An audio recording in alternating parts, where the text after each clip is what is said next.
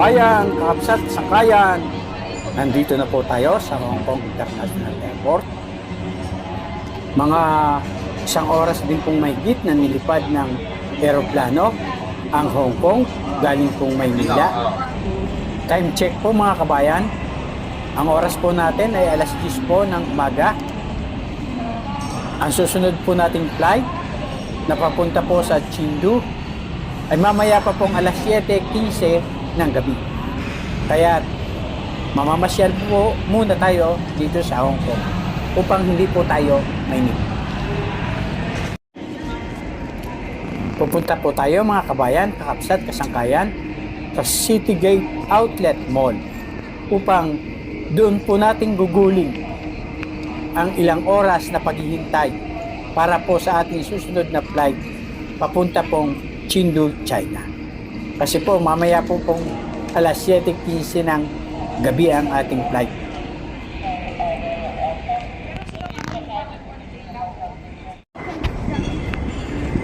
Tayo po mga kabayan ay magta-taxi na lamang papunta po sa Citygate Outlet Mall upang hindi po tayo mahirapan. Ang Citygate Outlet ay matatagpuan sa Tung Chu sa Lantau Island, malapit sa MRT Station, Exit C, malapit sa bus terminal at sa Novotel Citygate Hotel. Ang Citygate Outlet ay mararating ng 10 minuto sa pamamagitan ng MRT mula sa airport. Alam nyo ba mga kabayan na ang Hong Kong noon ay British colony? Mula pa noong 1841 hanggang 1997. Pwera lang noong mga panahong 1941 hanggang 1945 na nagpa sa ilalim ng pananakop ng mga Hapones noong ikalawang digmaang pandaigdig.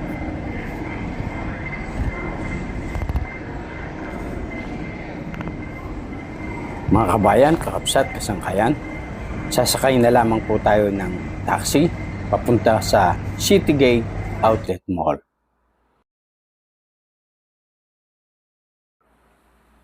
Mga kakabsat, nandito na po tayo sa Citygate Outlet Mall. Ito po ang pangalawang beses na makapunta po tayo dito sa Citygate Outlet Mall. At nagpakuha po tayo ng larawan bilang souvenir.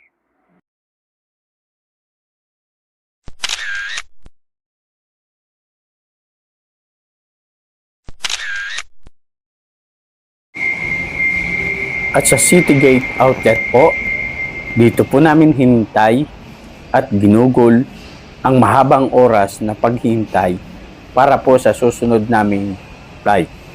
Papunta po sa Chengdu, China.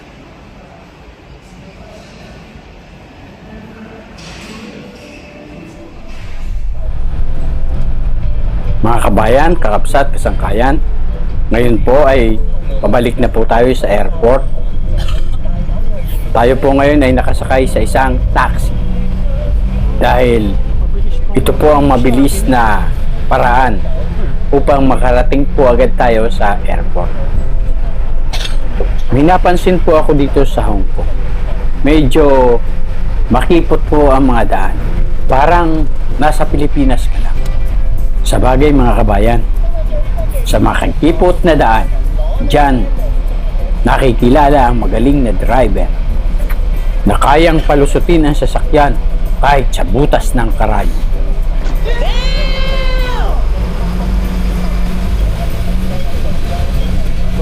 Pabalik na po tayo sa airport. Ang driver po lola na pero ang bilis magmaniho yun.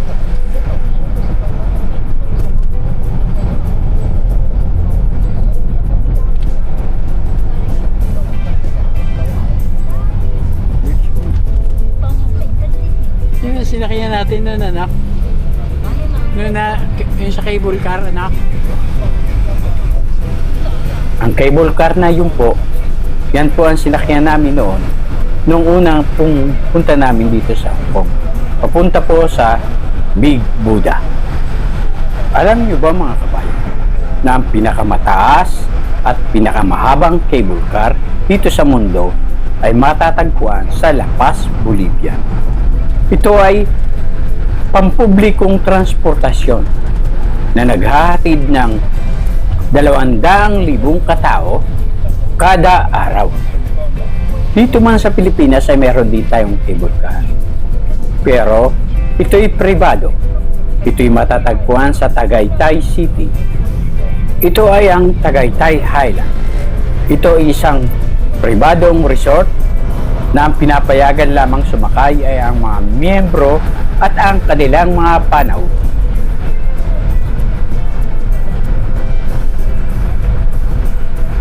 Mabuti na lamang po mga kabayan at hindi traffic. Medyo malamig po ang temperatura ngayon dito.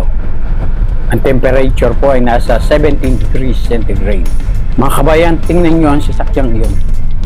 Biyahing Baguio ata. Yan, tingnan nyo, Baguio ang nakalagay. Malapit pala ang Baguio sa Hong Kong, mga kabayan. May Baguio pala dito. Baguio. Nakita mo yun ha? Nakalagay Baguio. Kita mo. Rogan, yung sasakyan. Tama, Baguio nakalagay. Ito yung nasa unahan natin. Baguio. May Baguio dito?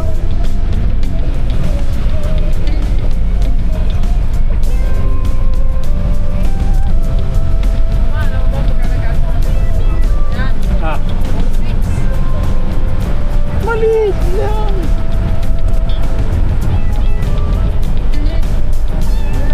Hinahabol po ng ating taxi ang sasakyan na may nakalagay na Baguio. Sobrang bilis po. Mukhang ambulansya po ang van na yon, mga kabayan. Sobrang bilis. Baka meron po ditong Ayun, no? Yung Baguio hinahabol Hospital natin o sasakyan. Baguio Clinic Nakasulat Baguio. dito sa Hong Kong. Sa unahan natin. Nakasulat Baguio.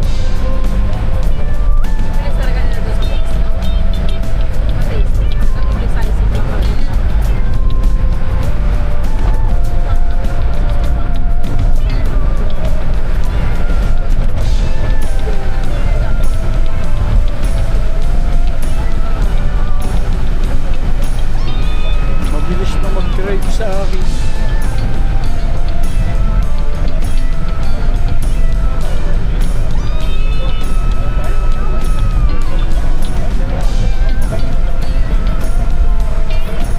Bawal ata dito sa Hong Kong ang mabagal mag-drive, mga kabayan.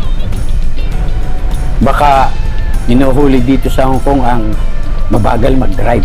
Anong kaso? Low speeding? Pero bang ganun, sir? Please, leave a comment kung mayroong ganung violation.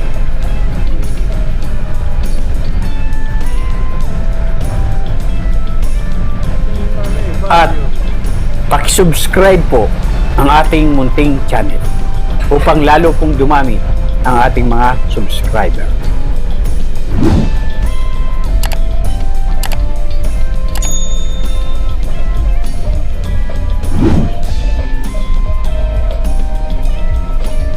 At pakipindot po ang like button kung inyo pong nagustuhan ang ating video.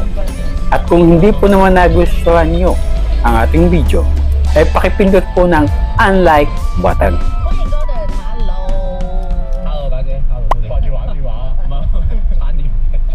係啦，因為個電話咧係開緊啦。 At pakishare po upang mapanood po ng iba na hindi pa po nakasubscribe sa ating munting channel ang ating mga video.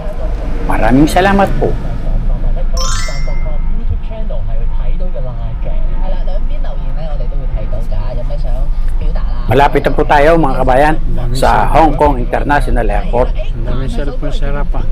問這首歌。 Yan po ang mga taxi dito, may kulay. Kulay pula. Yan. 係叫佢哋唔好咁喎。其實呢一句 Ang ating po na atang nasakyan ay kulay verde, 我自己 mga kabayan. 因為我對自己好多作品會 May color coding po ata ang mga sasakyan dito mga kabayan. 咁其實小黑幫我寫呢份 Para pong katulad sa Angeles, 保持翻 may mga kulay ang mga 純粹嗰份 pampasayarong jeep. 即係 May kulay violet, 即係唔好去 judge。 may kulay verde. Yung kulay violet po, ang alam ko po sa Angeles ay biyaheng 突 Ensonville. 然間想賜呢一個歌名俾你，係提醒翻你自己嘅。我同佢講個故事就係話，即係今年啊，做音樂開始 Napakalawak po 又 nitong 唔係力不從心。 Hong Kong International Airport. 開始係幾中意。 At marami po dito mga flight 準備退休啦。 patungo po sa iba't ibang parte ng mundo. 退休咯，但係就冇有呢個能力。但係 Kaya 即係我自己 ang Hong po, 個原因究竟係咩咧？我又未係好揾到出嚟。 alam niyo ba mga kabayan, na ang pinaka-abalang airport sa buong mundo ay ang Hartsfield Jackson Atlanta International Airport. 他們一講呢啲話，Kung ang flag carrier ng Pilipinas ay ang Philippine Airlines, ang Hong Kong naman ang kanyang flag carrier ay ang Cathay Pacific. 有入去亦去或者可能個工作模式。 Alam niyo ba mga kabayan na may pinakamaraming eroplano na airline ay ang United Airlines? Ito ay may kabuuang 1,400 airplane. At pumapangalawa naman dito ang American Airlines na mayroon namang 980 na eroplano. Malakas ang kanyang spring. Ngayon po, ay nakalabas na po tayo ng taxi. Ngayon po ay papasok na po tayo sa airport upang doon po natin hintayin ang ating boarding. Sa ganap pong alas 7:15 ng gabi. Bali, mga 2 oras pa po tayong maghihintay ng ating boarding. Papunta po sa Chengdu, China. Di bali po tayo ang maghintay. Dahil kapag ka po tayo ang nahuli, ay hindi po naman nila tayo hihintayin. Okay? Yan po, naka-green na po, naka-walk na po. Sana po mga kabayan, kahit saan po tayo pumunta, ay lagi po tayong sumunod sa batas trapiko. Ito ay para din po sa ating kaligtasan mga kabayan. Yan, wala silang kawalan. Saan? Kahit banggain ng truck, iba yung truck. Sa port, sa mga barrels.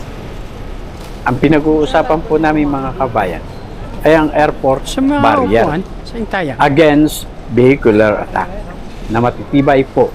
Hindi po katulad ng sa atin na ang airport barrier ay parang papel.